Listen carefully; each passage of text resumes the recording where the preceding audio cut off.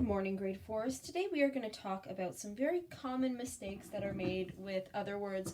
These aren't big enough problems that we're going to address them individually. We're just going to talk about them all together. So I'm just going to basically go through the mistakes that people often make with these, and we're just going to see how they work. So the first one we're going to talk about is accept versus accept. If you're starting accept with an A, that means you are accepting something. You're getting something from someone else. I accept your invitation. I accept this present from you. Accept is talking about leaving something out. So for example, the whole world except dogs enjoy baths. It leaves out the dogs. So if it's an E, it's leave out. If it's an A, it's get something. This is another very common one, affect versus effect. Affect is a verb. You affect something else. This affects this. Whereas effect is talking about a noun. It is the result of something. The effect of losing your hair is having a bald head. So it's not a verb. So this one, affect is a verb, effect is a noun. That's the difference there.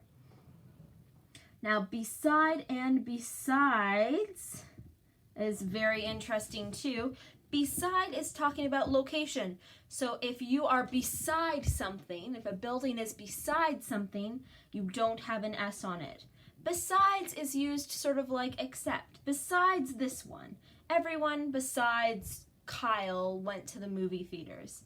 So it leaves things out, or in addition to. Between versus among. This is an interesting one. When we're talking about between, we're talking about people or things. So for example, I am directly between these people, or I have $3 between these people here. However, among is more than two things. It's a lot of things together. So the sickness spread among the townspeople. There's lots and lots and lots of townspeople, so we have to use the word among. If there's just two people or maybe even three people, you would use between instead. Burst versus bust. You don't bust out of a door, you burst out of a door. If you have the choice, go for burst. That is almost always the correct one to use.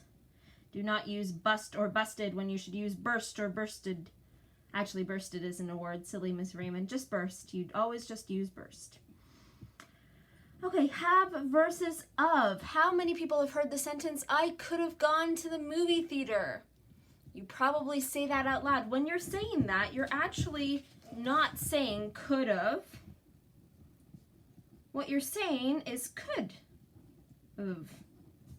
You're using one of these here, and that short form is short for could have. So we never actually use of after a verb. We always use the word have. It's just when we shorten it, sometimes it sounds like an of. So sometimes we write it like this. So never write an of, always write have, because that is the correct way to do it.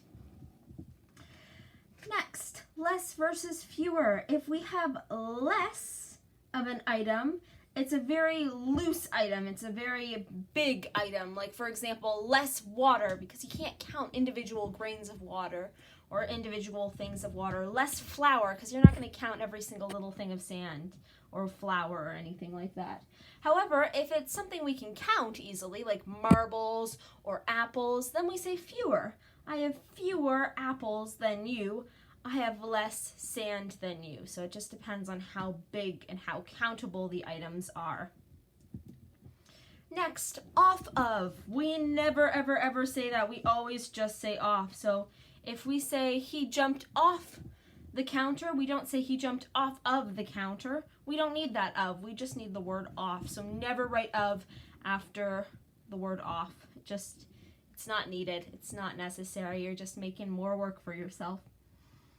To and. So when you're using the verb try, sometimes when we talk, we say, try and do this correctly. But really what we should be saying is try to do this correctly. And is never the right word to use. You never say try and, you say try to do something. And finally, waiting on and waiting for. If you have the word on after wait, you're talking about serving that person. I am waiting on you by giving you all this food and these nice comfy clothes and things like that. If you're waiting for someone, that's when you're actually like sitting and waiting and trying to figure things out. So that's the difference there. So there we go, grade 4s. By listening to this video, you've just saved yourself the time of reading this page because we've just gone through it together.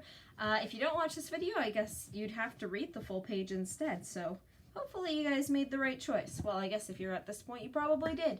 So I wish you the best on your assignment today using all of those different terms. You can always look back at the rules to find the right answer for that.